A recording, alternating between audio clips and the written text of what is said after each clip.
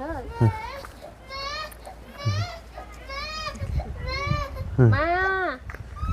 พี่นี่เอานี่แล้วก็พอแล้วนี่เอานับมึงก่อนเด้อหน่อยเอานับมึงก่อนเนาะนับมึงก่อนมันบ่พอ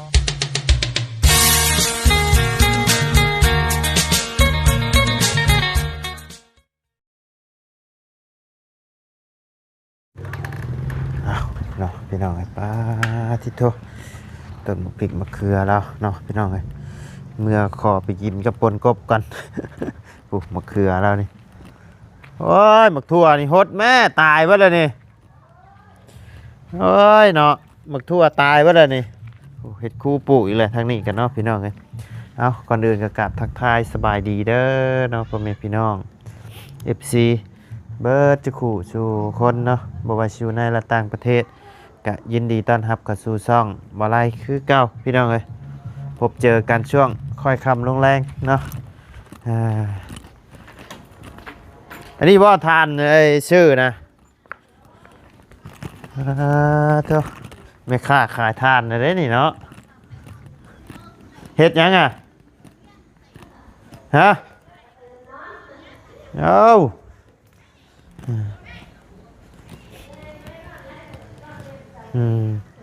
เนาะใช่ก็บ่ได้ยินใช่ป้าเท่าสบายดีโอ้โหนอนไล่มือนอนเวียน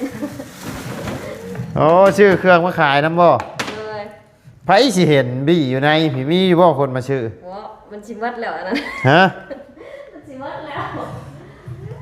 โอ้ชื่อเครื่องมาขายน้ำอีกนี่เนาะมีบ่คนมาชื่อน้ำบัวยากค่อยเขายางไปในบ้านไปคนบริยางละเอาของไปขายน้ำโอ้จะยางเลาะขายเครื่องน้ำโอ้สูตรได้ปะโอ้มีอันครีมน้ำได้พี่น้องเลยทุงในทุงเท่าไร30อันนี้เอ้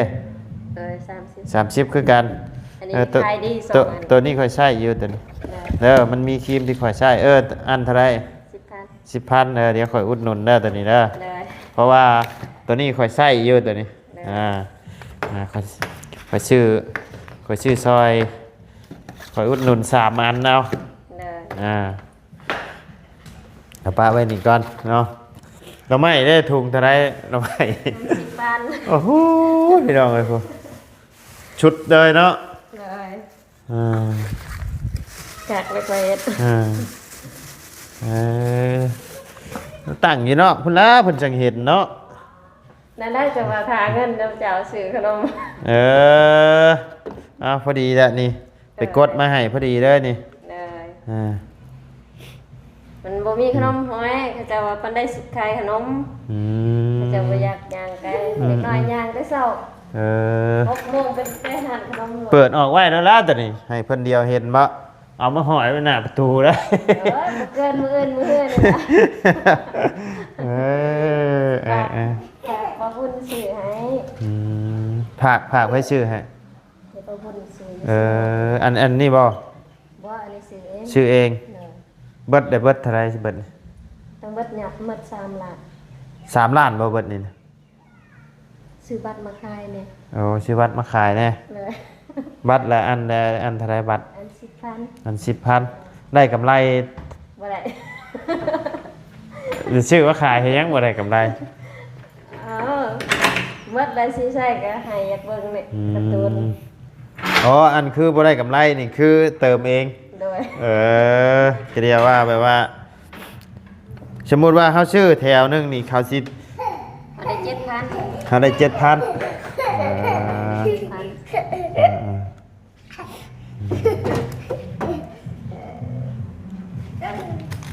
มีทั้งผู้ใหญ่เพิ่นมอบเงินให้บ่เงินเจ้าเอง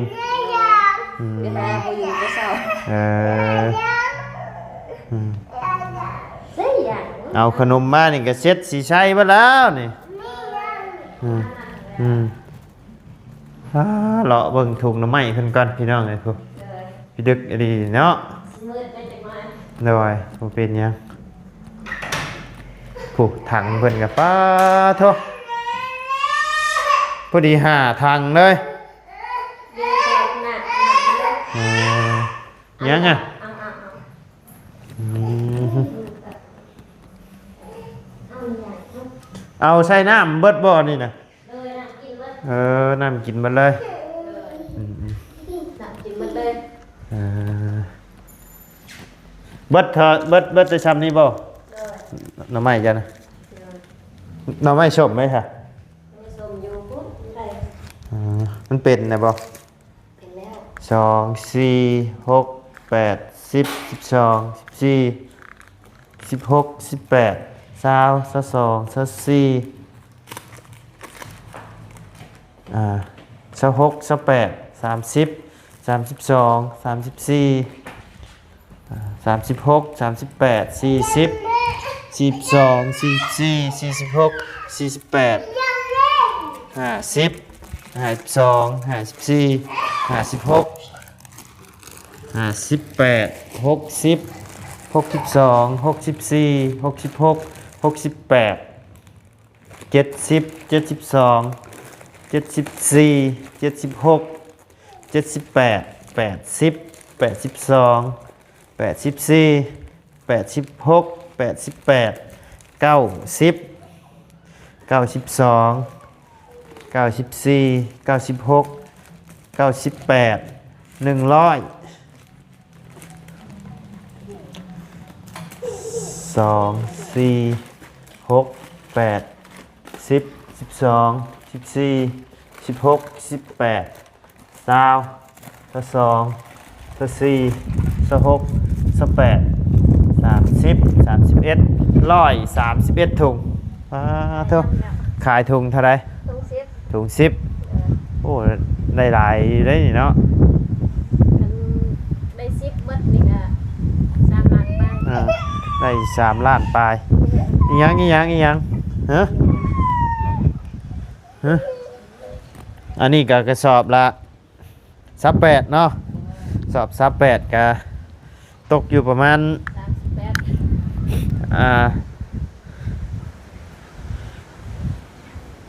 ตกอยู่ล้านบ่ มาซื้อบ่900,000ปลายเจ้ามาขายต่อก็ทั้งทุนทั้งกำไรก็สิตกอยู่ประมาณล้านเนาะประมาณล้านปลายหรือว่าล้านบ่ฮอดล้านใช่มั้ยจักบ่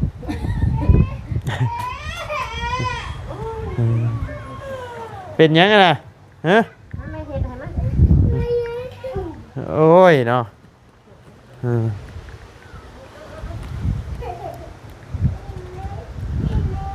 ฮดอยู่บ่ทั่วนี่คือตายป่ะล่ะฮะ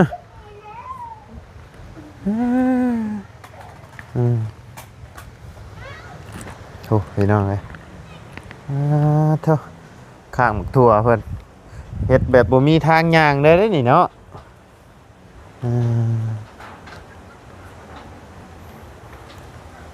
เนาะพี่น้องมันเพิ่น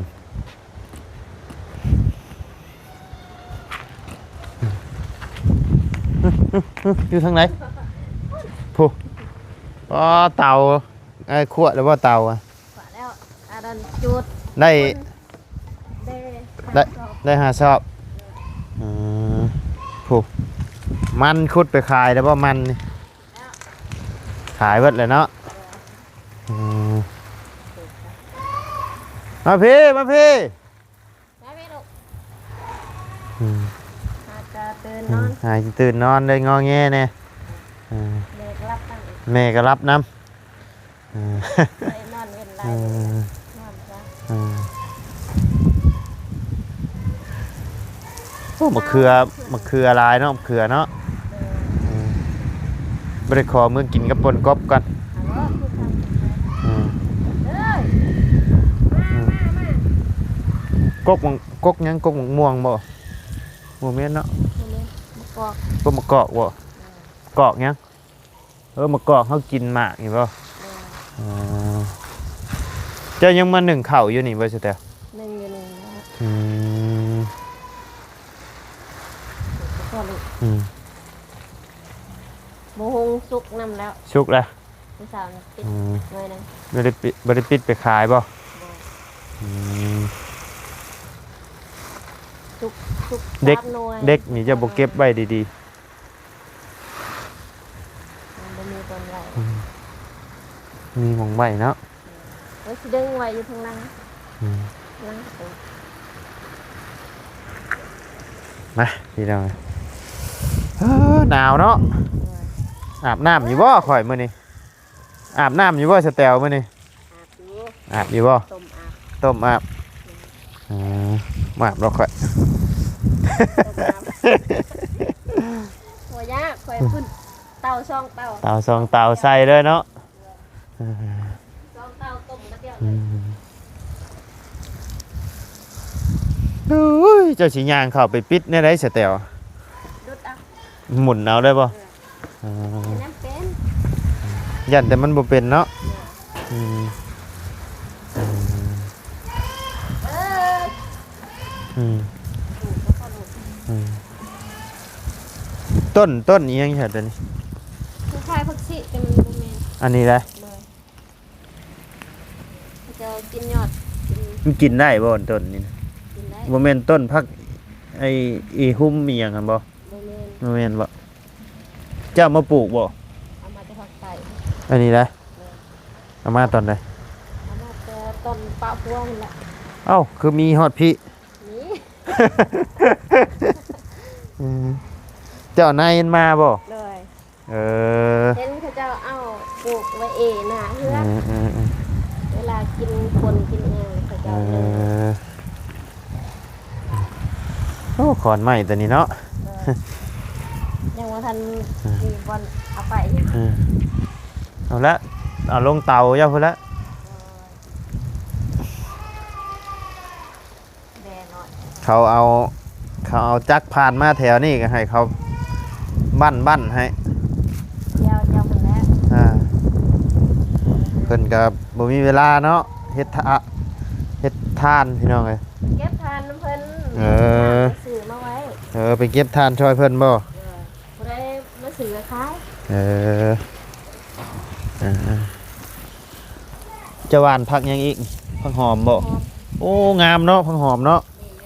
โอ้ออกคักอะดิ โอ้ย อืม เอ้ย เอ้ามาพี่ มาใจ อืม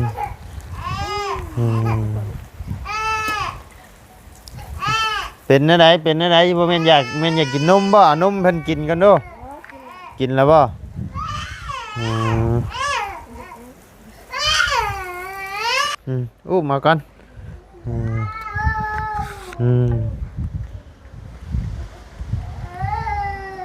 โอ้ยเนาะ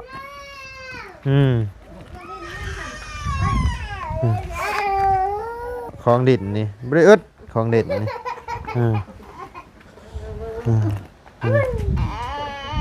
มาเก็บมาทุจากันไปสิใช่ทุจาไปทุจาวัดเพิ่นบ่ให้กันเนาะอันเป็นร่องนี่จะปลูกหยังนี่สแตลปลูกหมึกแตงนั่นก็มันคือมีในผักกาดนะ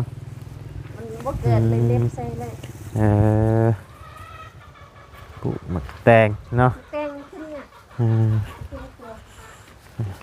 เฮ็ดปลูกก็สบายอยู่ดอกเพื่อนเจ้ามันทั่วแค่มันเรียบร้อยเลยเอาขอมาเคือน้ำสแตลเพิ่นก่อนพี่น้องเมื่อกินกับป่นกบ บ่ได้ปิดอยู่ บ่ได้ปิดไปขายบ่ เพิ่งปิดเท่านั้นพอดีกินเฮ้ย มาพี่มาปิดมะเขือพี่ไว้ อาจารย์พงยางให้แม่เอา ไว้มาจับถุงยางให้แม่เจ้านี่ไว้ ไว้เดี๋ยวเราบ่าวสิเอาเงินให้นี่ไว้เอาบ่เงินนี่มาไว้เราบ่าวสิเอาเงินให้นี่ไว้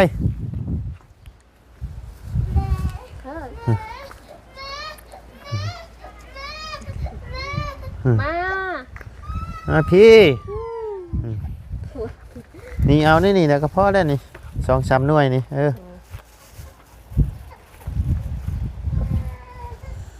โอ้ยเนาะคือแอบแท้ โมเมนต์บ่สำบายบ่ เป็นหวัด อื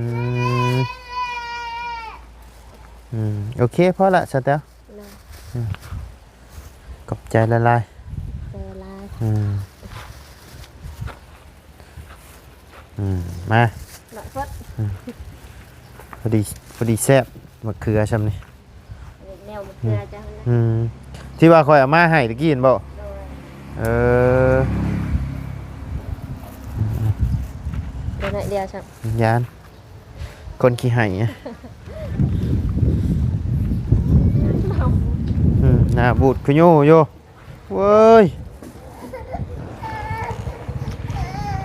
เดี๋ยวจะเนี่ย เอาว่าเงินนี่เอาว่าเงินนี่เอาฮะเอาว่าเงินนี่เอาฮะเจ็บหูบ่จ้อยลงเนาะเดี๋ยวนี้เนาะ เป็นน้ำเสียวะ เป็นฮะ เป็นน้ำเสียวะ หรือว่าเพิ่นบ่ได้คอยกินข้าวบ่ กินเยอะ กินอยู่เนาะ